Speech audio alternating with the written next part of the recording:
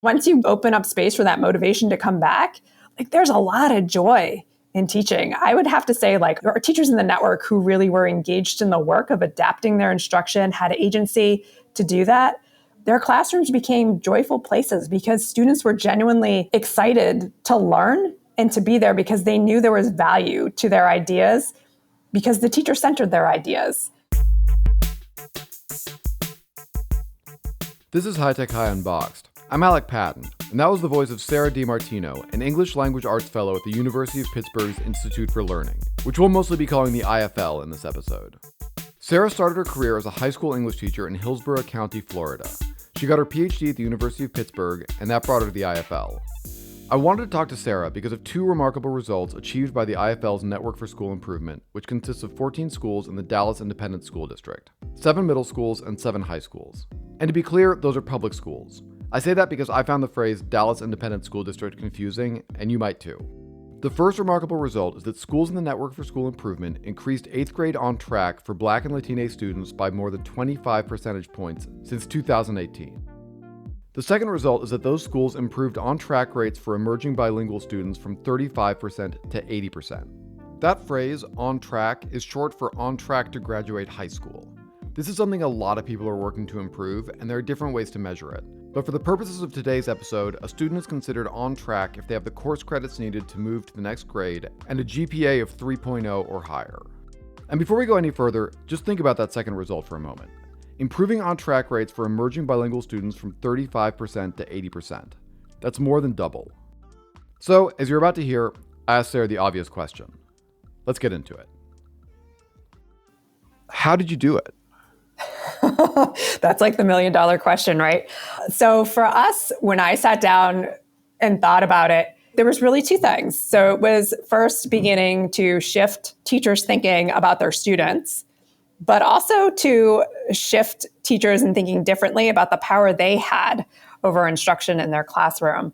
So the first year of the network, when teachers came to us, they were like, hey, we're doing the curriculum that the district has provided to us. We are doing, what we're being asked to do. And the kids are doing what they do. There was a lot of deficit language that was sort of showing up about kids and thinking through this problem of practice. And so we said to teachers, hey, let's sit down and look at things, one, that we can control, but also look at the instruction happening in your classrooms. So we gave them some shared tools. They did some analysis of their texts, their tasks, and the opportunities students had to sort of drive the learning in the classroom.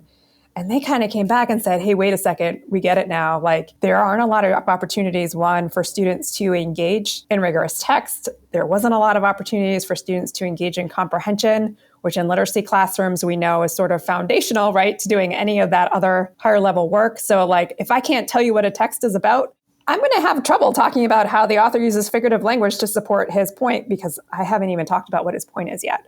So giving them that opportunity to do some high-level comprehension work, but then to also think about like, how do you structure the class so that you're really sharing authority with students in leading the learning so that students are learning from each other and not just sitting back and listening to you lecture.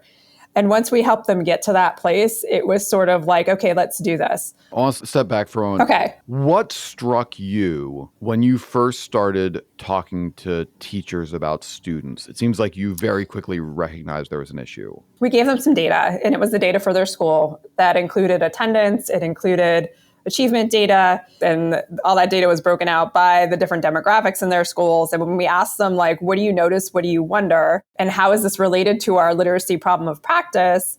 They kind of went, well, the students don't want to read. The students don't want to do the work. And that sort of caught me off guard because they weren't thinking about their instruction specifically. They were all saying, well, everything that's going wrong is being driven by the kids. And so we had to do some work then on like, hey, let's talk about deficit language. And let's think about the things that you have power to control in your classroom. And so that took a bit of work. Yeah. When I encounter as a teacher a mindset that just feels really unproductive to me, I usually get this like shot of adrenaline and panic because I feel like I don't know if I'm going to be able to help you get from point A to point B. Were you feeling that at that point? Yeah, because of all the things we sort of went into our early meetings anticipating, we didn't anticipate that. We didn't think that teachers would automatically jump to placing blame outside of themselves, essentially, and placing blame in spots that they weren't in control of and couldn't shift on their own without some guidance. And so we were, but then we took that step back and said, okay, so let's just talk to them a little bit and have them look at their language and analyze it in the way that we thought about it. Because we took that back to IFL. We had them make some charts to sort of tease out those different causes of when we were talking about what's happening in your data. We took those charts back and we did some analysis and say, what did we notice about the language here? What did we notice about what they're saying? So you made a chart about their charts.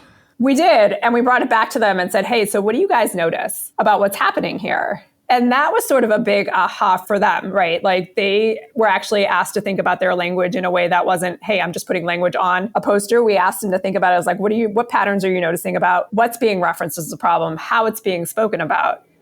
And teachers were like, oh, wait, I see what we're doing. We're saying like the kids are the problems and it's not us.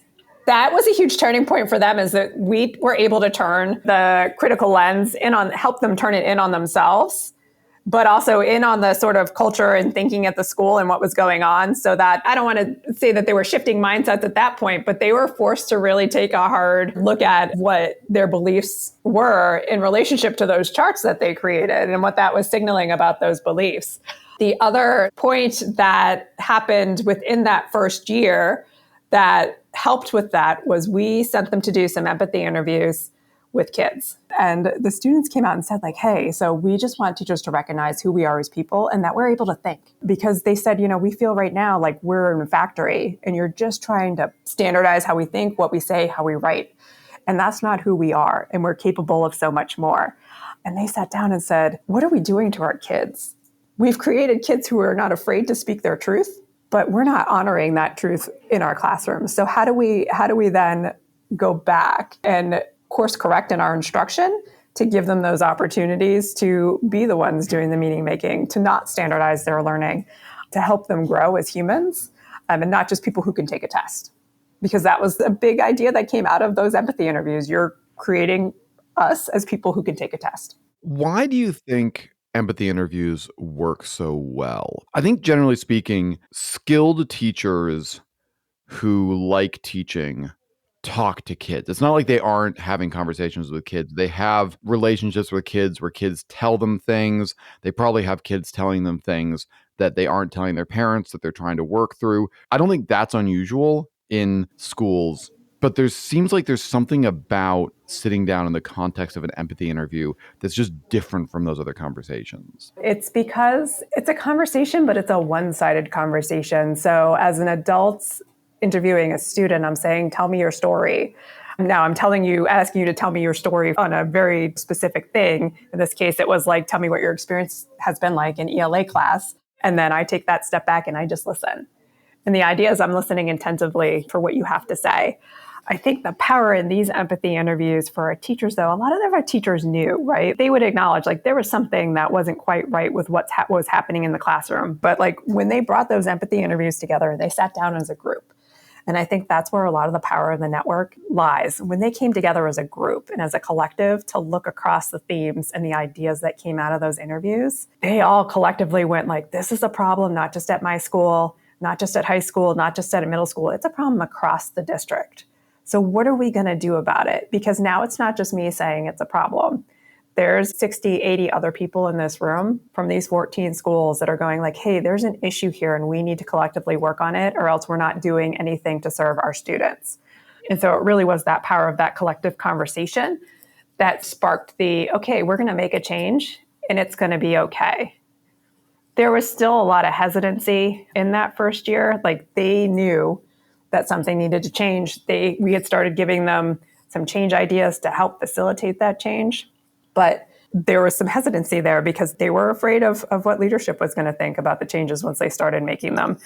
Because they were afraid of alignment. There were specific rubrics and tools that principals came into classrooms using. And if they did what was in the curriculum without adapting it, they would hit really good marks on the observation tools. And they were afraid that, if they made some adaptations, their assessments were going to go down. And that was part of their pay because they're a pay for performance district. Wow. There was a lot of knowledge around good instruction. By mid to end of that first year of the network, there was just a lot of fear, though.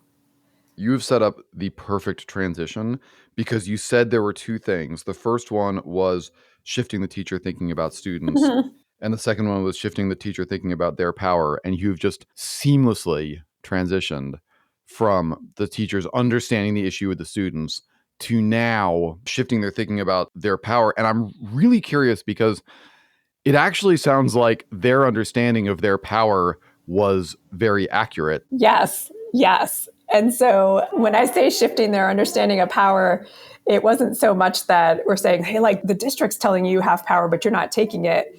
It was us saying like, hey, you need to actually grab the power over your instruction because you recognize that something's not right. And we'll help you with that, right? As the intermediary in the network, we were able to have conversations across role groups in ways that other people in the district weren't having because we were not someone who had power within the district. So there was no like, hey, such and such is telling me these things, so I have to follow it. But also I could speak up to somebody who was in a leadership position and say, hey, these are the things happening in your schools. And these are the messages that teachers are hearing. And so something needs to shift because it's not working correctly. So there was no repercussion to me or to anybody else at IFL that was working on the project in sort of doling out hard truths. Still sounds stressful. It is. Do you know that game telephone, like you'd play as a kid, like you whisper in somebody's ear and then the message sort of gets distorted down the line? Yeah. So that's what was happening. So upper leadership in the district thought like, hey, the curriculum's a resource and teachers should have some agency to make some adaptations and use their professional knowledge and what they knew of their students to make adaptations. As that message came down the line, the message was being delivered to teachers like the curriculum's the curriculum. It's a good quality resource. You need to use it as written. And so that's what they were doing because that's the message they were being sent. I've heard this in multiple countries. This is endemic to school systems that suggestions become fiats by the time they reach teachers. Yes. But it seems in this case like it wasn't a matter of perception if the teachers were being assessed based on their fealty to a curriculum. Right. That's not just a game of telephone. At some point, someone is making structures. Yes. The messages and tools for sure went back to teachers like, these are the things you need to do, especially when your pay is tied to hitting specific points on those tools. And so for us, like we had to do a lot of work with leadership to get them to align their vision of teaching and learning back to the vision that teachers were setting in the network. Okay, so the IFL helped create space for teachers to modify the curriculum and experiment with it. Can you tell me about what the teachers did? So I'm thinking about one of our 7th grade teachers that by the end of the project was just so thoughtful about integrating different scaffolds as tests of change into her instruction that it was like watching a concert. So or a symphony, right? Like, so kids would come in, she was working with the HQAM. Kids would come in for, let's say, their first reading of a text. So it's their comprehension task. She had a class that was 7th grade students. 50% of them were emergent multilingual students. And the curriculum said, like, have kids on their computers read and annotate the text. And then their version of comprehension, which we know is not high-level comprehension. And the kids told us it was like very gameable comprehension because they figured out how to keyword search and answer the multiple choice questions that the HQIM put in there because everything was computer-based. So they didn't actually have to read. Smart kids. I know. Isn't it great? Like, I mean, the questions were not worth answering and they knew it. So they figured out a way to game it. But what she did was she took them off the computer. She created paper copies of the texts, but then she scaffolded across the 3 different needs in her classroom. She had kids who were able to read straight through and annotate and then respond to a really high-level question about, what's this text about or what's the big idea in this text. She had kids who needed a little more support. So she created another version of the text that had segments. So they would stop after where an idea was changed or something shifted in the text. And there was a question there to help them process that text. So they were answering small open-ended questions along the way in service of getting to that big question at the end that the kids who didn't have the segmented text were answering. So everybody was working towards the same question. And then she had a small group of language learners that needed some additional support that she took to the front table. And those kids had the questions, they had the text segmented. She would read the text and stop and orally ask the questions to kids. They had the questions in Spanish on their document, and she would have them talk about it. And then they were notating also the responses on their paper in a way that was most comfortable to them. So it could have been in Spanish, they could have been trying out their English, whatever made the most sense for them. And again, working in service of answering that question. So she had 3 different groups of kids in 7th grade working with the same text, working towards the same question, but just utilizing some different scaffolds. Where in the past, where we've seen, and this was how the curriculum had suggested scaffolding, was that they had a base text, which was the text unedited, and then you could down the Lexile. So Lexile is a score that is assigned to text, and many people use the Lexile score to judge the complexity of a text. And what the Lexile really is just a computer measure of the words in the text, sentence length, looking for things like, are there a lot of tier 3 words, which are more technical? Are there a lot of punctuation? That can increase the Lexile score, but Lexiles aren't accurate. So Romeo and Juliet has like a 2nd grade or a 3rd grade Lexile score, but we wouldn't give that to a 2nd or 3rd grader. So Lexiles are sort of an inaccurate way to judge complexity. So what the curriculum did though, is if you told it to make the text a little simpler, it would down the Lexile. So kids would get a version of the text that wasn't maybe quite the same as the standard version. And so there was potential there for kids to be missing information that some of the kids who were reading the other text got, but they weren't engaging with the full text. They weren't getting that opportunity to sort of build their reading muscles because they were getting something shorter and essentially easier. When a scaffold really was about processing and not, let's take the words out so you don't ever have to be exposed to them. And so she did this really masterful 3 tiers of scaffolding within one classroom that we hadn't seen in other spots. You described what she did as tests for change. Mm-hmm. What makes that a test for change rather than just a cool idea that a teacher tried? There was another 7th grade teacher that came to the network meetings with her. They would talk about the potential of any sort of test of change that we shared with them for her students. So they made some adaptations to it. One of the adaptations they made for their language learning students was that they had annotated all of the cognates that they thought were essential to text understanding, so that those were highlighted for their Spanish speakers. And then they also pulled out some tier 2 words that are high leverage words that we hear in conversation, but maybe not typically sort of defined for kids, to help them understand what those words are. And then some tier 3 words that are more technical, if it was a technical text that maybe needed to be defined for them as they read because it would impact their comprehension. So she would adapt it that way for her students, try it out, see what happened. And she added that vocab in after the first round because she realized the scaffolding was working in terms of stopping and asking them questions to help them process the whole text. But there were still pieces they were missing because there were vocab words in there they weren't quite getting. So she was making those adaptations after considering the data around the first time that students utilized that. So she collected their quick writes at the end. She collected the annotated texts with the questions on the side, and then she collected quick writes at the end to see where students were. And compared to some of the quick writes she had collected prior to trying that with a comprehension task to see if it actually did make a difference. And she was finding it was. So it was a test of change in that she was studying the data, making adaptations to see if the data shifted based on those adaptations, and then taking it up as part of her regular practice if it did work. And she was having those conversations both with her teaching partner or the other 7th grade teacher at the school at the time. And she was bringing that data back to our network meetings and sharing it with some of the other teachers that were part of the network to get their feedback as well, to make sure that what they were seeing wasn't a product of something else based on what other teachers knew about students in that feeder pattern and students in the district.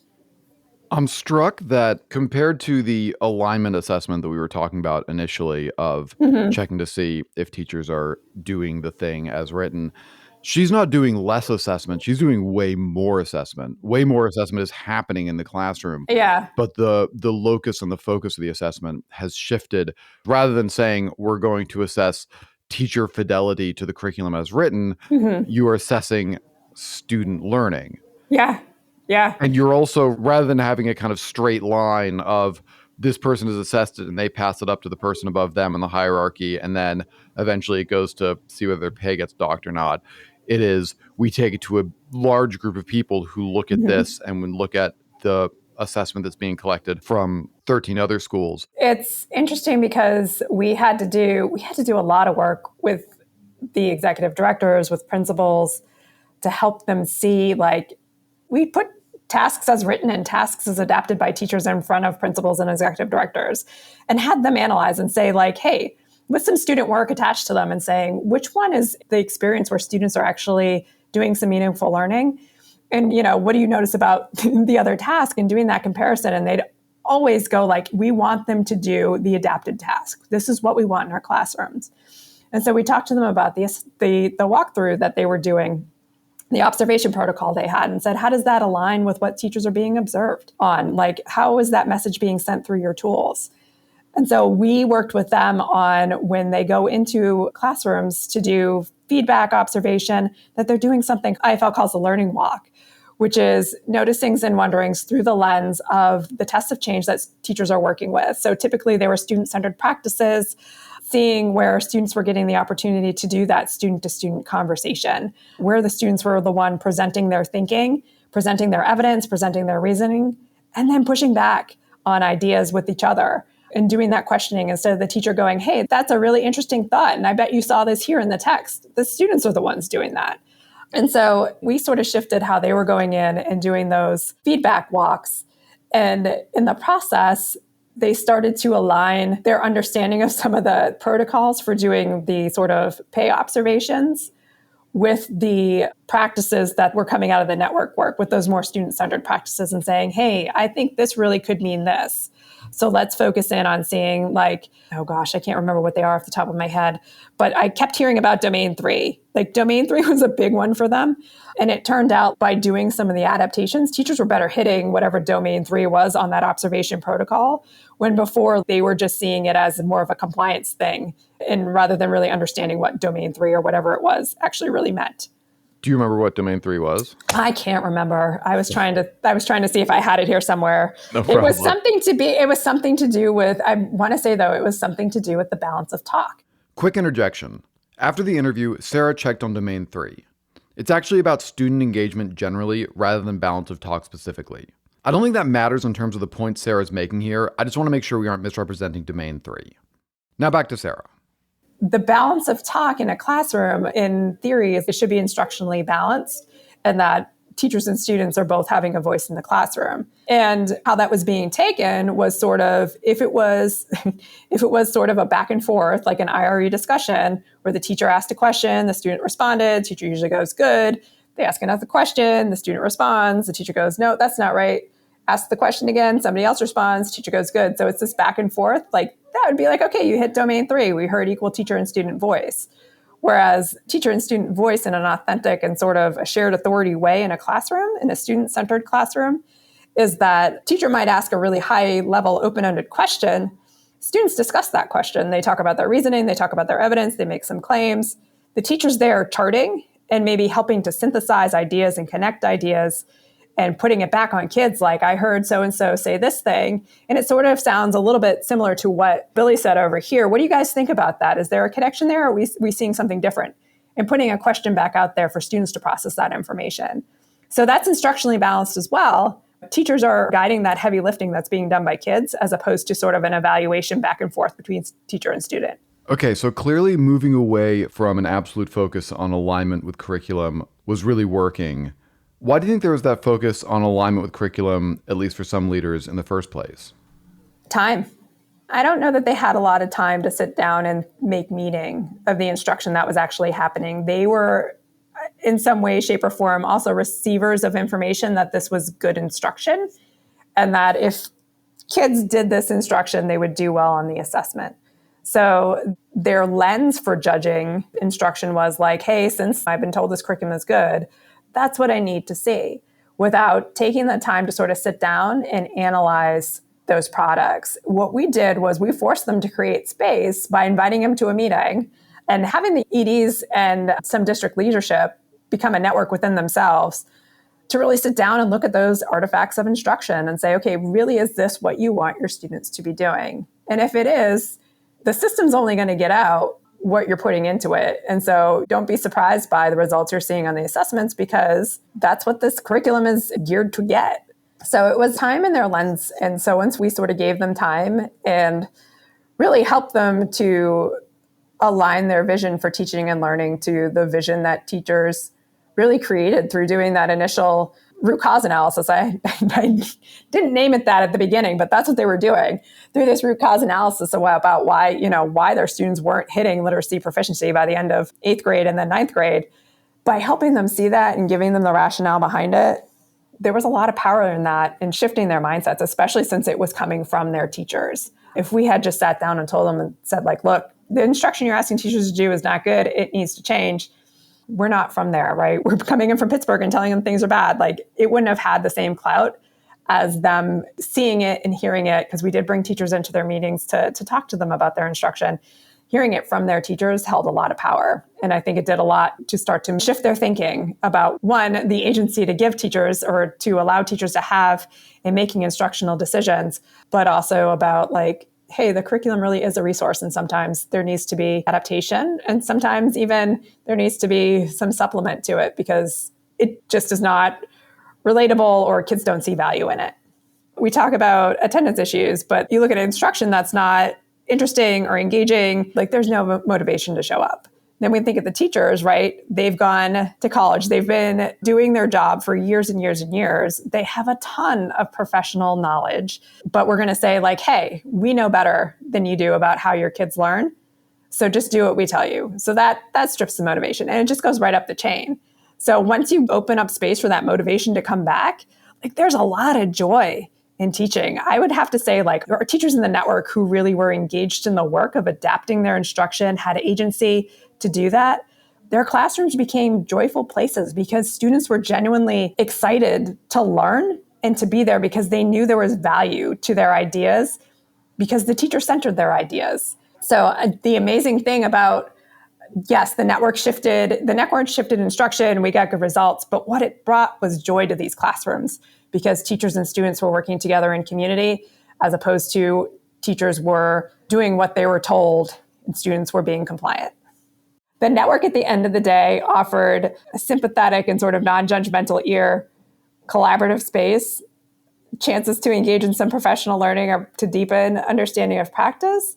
But we really, we helped sort of align the system for those 14 schools so that everybody was sort of singing the same song about teaching and learning. So no one was being forced into something that they knew wasn't going to work and wasn't going to help their students just because somebody up high said so.